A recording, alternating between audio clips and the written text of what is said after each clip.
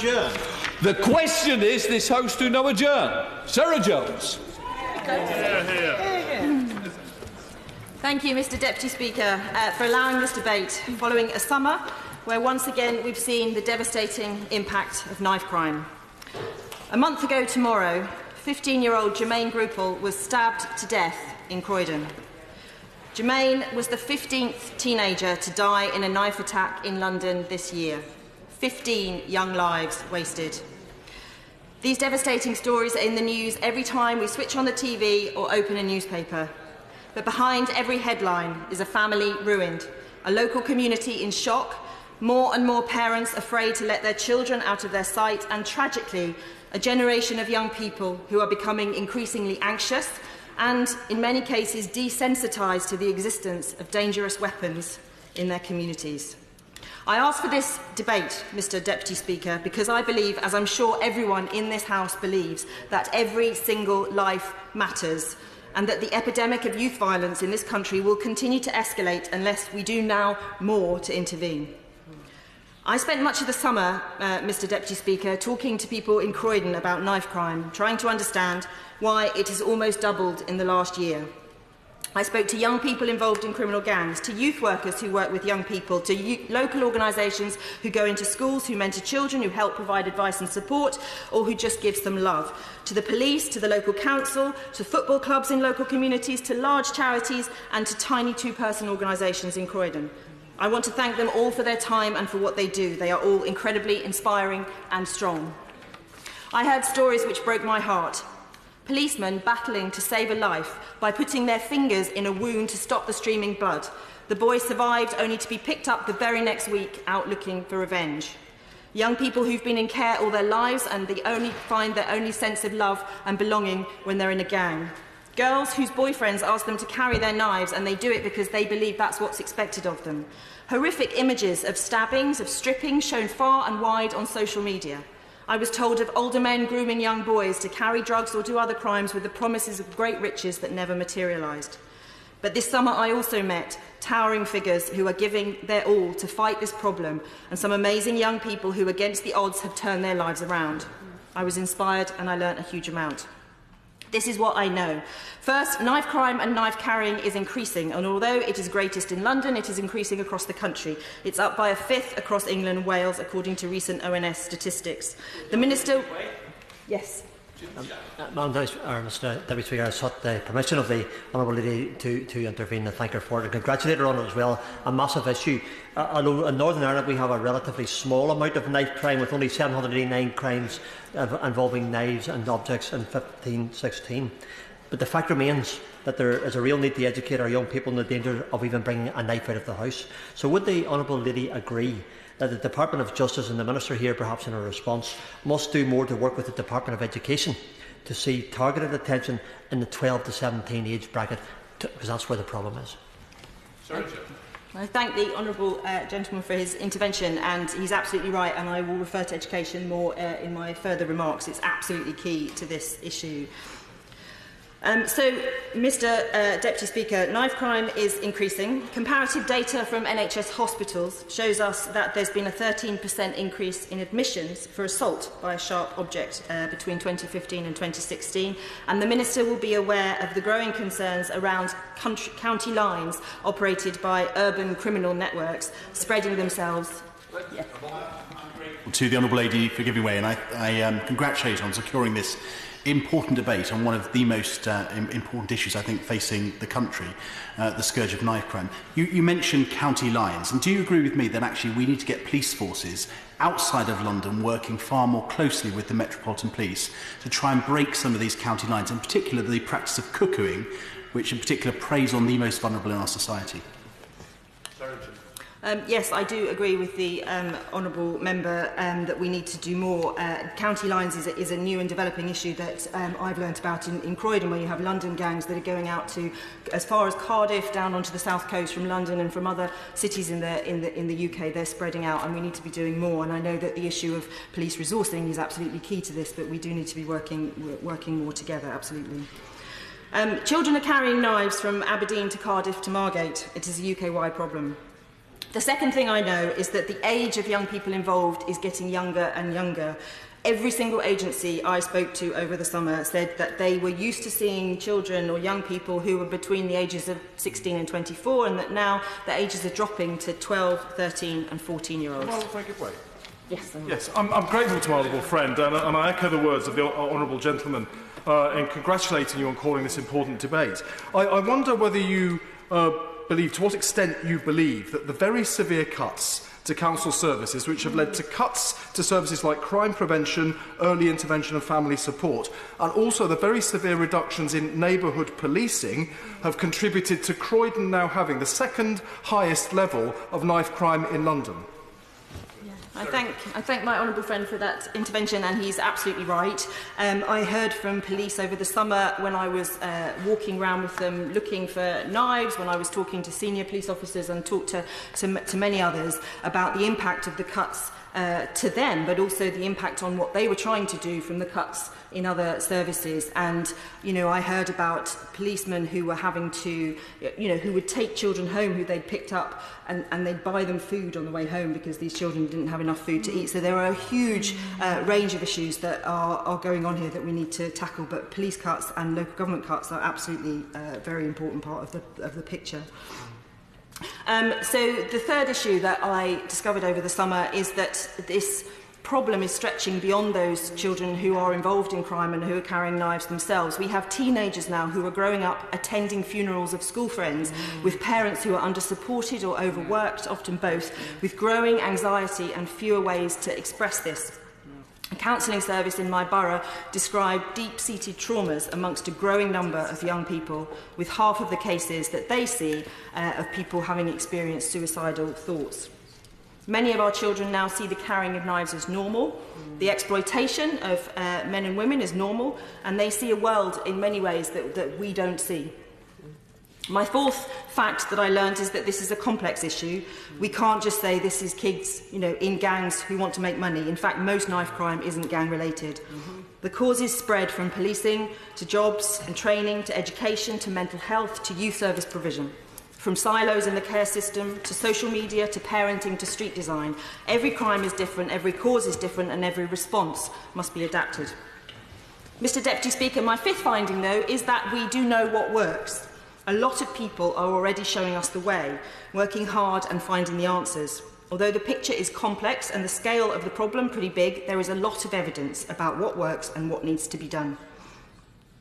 I wouldn't be standing here today if I didn't think we could develop a cross-party consensus about what needs to happen and how to tackle knife crime. My case today is that we are simply not doing enough to tackle this blight on the lives of individuals and communities. I say that while welcoming the Home Secretary's recent promise to crack down on the law on the online sale of knives. I also welcome the continued commitment to Operation Sceptre by police forces up and down the country. Will my honourable friend give way? Yes, sir. I thank my honourable friend for giving way, and I congratulate her on a truly excellent speech and for securing a debate on such a critical issue. Would she agree with me that while the causes and the causes of and the solutions to knife crime are complicated, absolutely first base in solving this issue is properly resourced neighbourhood policing, which builds the trust and is the bedrock of the trust between the police and local communities, and is absolutely critical in fostering a culture where our young people believe the police are there to keep them safe, and therefore they do not need to carry weapons of their own. My honourable friend is absolutely right. When I was walking around with the local police looking for knives in a local council estate, I talked to them about the impact of the cuts on their job, and it's very severe and they can't do the things that they want to do. And one of those things, for example, is they don't have the resources to go into schools and to just normalise a bit of a relationship between children and police, so that you can have a bit more trust build up between the police force and young people, and those kind of things, those kind of interventions are absolutely crucial, and they are not happening at the moment in the way that they should. I welcome the Mayor of London's recent knife crime strategy and the work of many colleagues, such as my honourable friend for Lewisham Deptford, in setting up the Youth Violence Commission.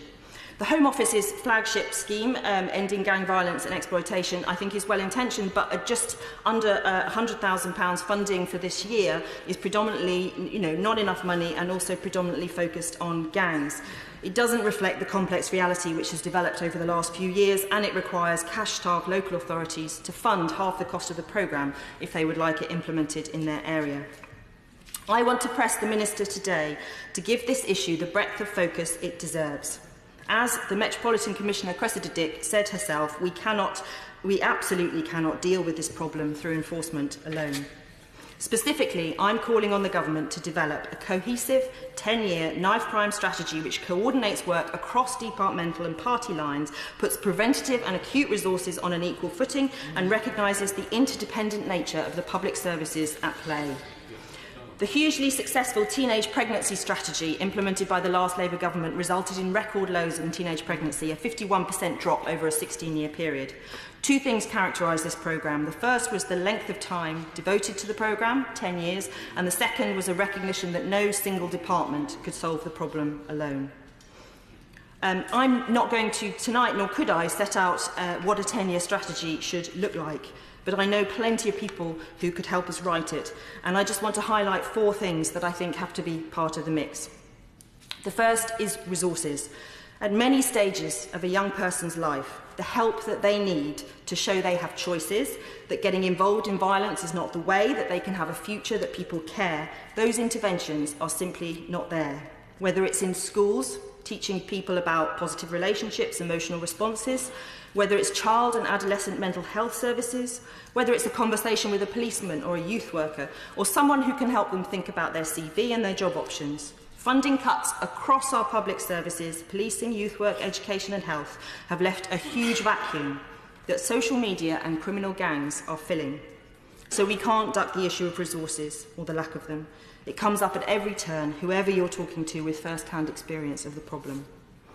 The second point I want to make is that when I ask young people what's changed over the last couple of years, the conversation repeatedly returns to social media and the online world. Social media is undeniably fueling an escalation in the cycle of violence among young people. There's a growing trend of documenting attacks and threats between rival groups, of violating others and widespread bullying through tools like Snapchat and Instagram. And we should not just be looking at hosting sites like YouTube, but also channels which share and spread this content, often distributing to thousands of people without consideration of the messages behind it or the age of those viewing. All this provides the catalyst for ever more extreme and condensed revenge cycle of violence. The smallest violation can now be broadcast to hundreds, if not thousands of people, and escalate to face-to-face confrontation in a matter of hours. I urge the Minister to raise this issue with the Home Secretary. The Government has taken a strong approach to extremist content online, but this type of content is in many ways equally alluring and damaging. My third point is that there are widespread concerns that schools are being overwhelmed by the scale of the issues they face and, like police, the spillover issues from other services not being able to cope. Funding is absolutely key here, but also there are increasing pressures around academic attainment. We have to ask whether some schools are bypassing their broader social responsibilities in the drive to make good on their bold claims around pass rates. There is particular concern about some academy chains. Every single agency I have spoken to over the summer reports increasing levels of managed moves or expulsions, often for children with undiagnosed behaviour or mental health disorders, where the school either simply cannot cope or does not want the child in their school. Moving children on to other schools or to pupil referral units is a very worrying trend. One organisation described to me the straight line between PRUs and gangs. We ought to be looking very hard at whether there is sufficient accountability, particularly in academies, before condemning a child to a PRU.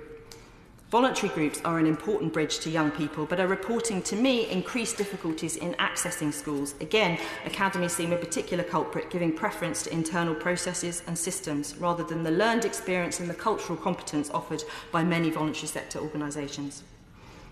My final point... Yes? Thank you very much, and I thank the member for giving way and also congratulate her on taking this really important debate to the Chamber. I represent the constituency of Aberdeen South, and sadly a pupil, a young boy in my constituency, lost his life while at school because of another pupil who had taken a knife with him. And every parent should be able to send their child to school in the knowledge that they will be safe there. Does the member agree that there may be some merit in looking also at the powers that our teachers have, and whether or not they should have the right to be able to search pupils if they are, for whatever reason, suspicious or concerned that there could be a weapon in the classroom? I thank the honourable gentleman for his intervention. I think it's something that we need to look at. I think teachers are very overstretched in a number of ways. We've seen, a lot of the support staff that are there in classrooms cut, and we have teachers having to deal with children with special educational needs without the resources, and they are very overstretched. And I think it's hard to put extra responsibilities on them in terms of them being responsible for intervention if they believe a knife to be in school. But I think we do have to take action, and I think the whole suite of actions that I'm suggesting in terms of a 10-year knife crime strategy, where we look at lots of different interventions, is the solution rather than one thing or another. There is talk of screens that you walk through as you go into school, and these things seem to me and to many others quite alarming prospects, and I think we need to try and avoid that if we can. But if people are taking knives into schools, we've clearly got to the point where intervention needs to be made. So my final point, Mr Deputy Speaker, is that we look at the growing body of evidence that suggests that we should look at knife crime and youth violence as a public health issue. There's much good work that we can see from this country and abroad.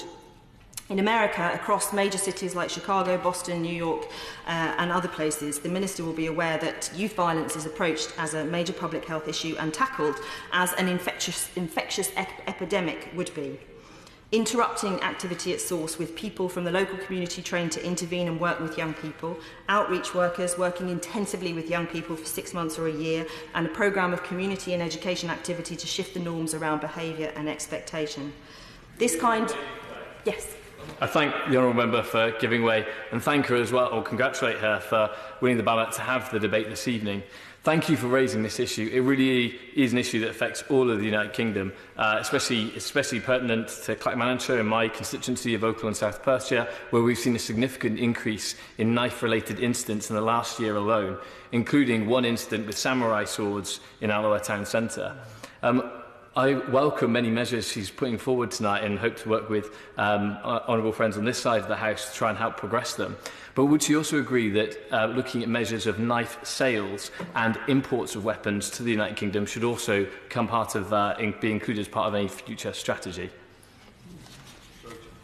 Thank the honourable member for his intervention. Yes, he's right, and I welcome the measures that the Home Secretary has already taken in this area, and I think we could do more.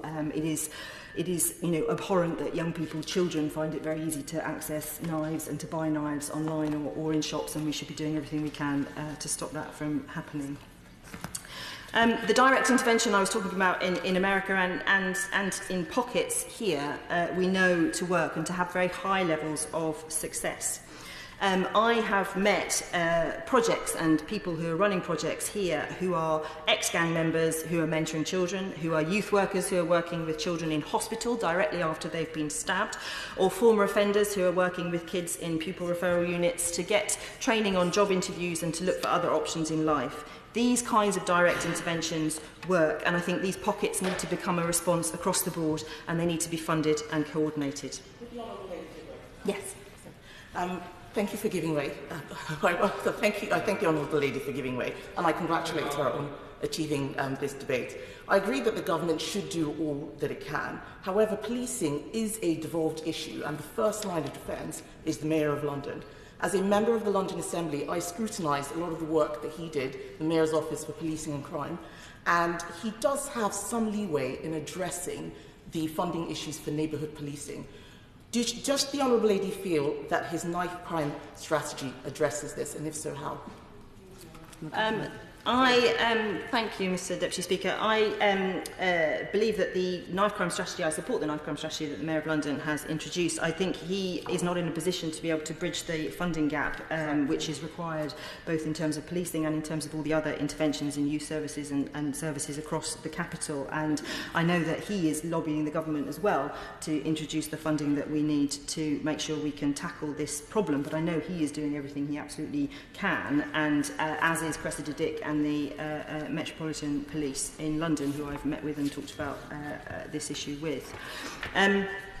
I'm going to conclude my remarks now by returning to my original plea to the Minister regarding a cross-government strategy for knife crime.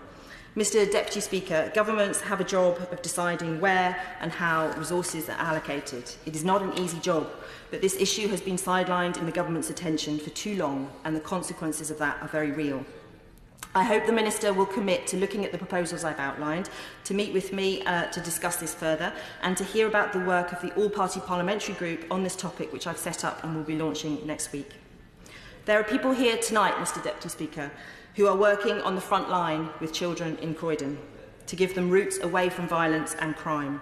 If we can match their commitment and their bravery, we will be doing a good thing. Thank you.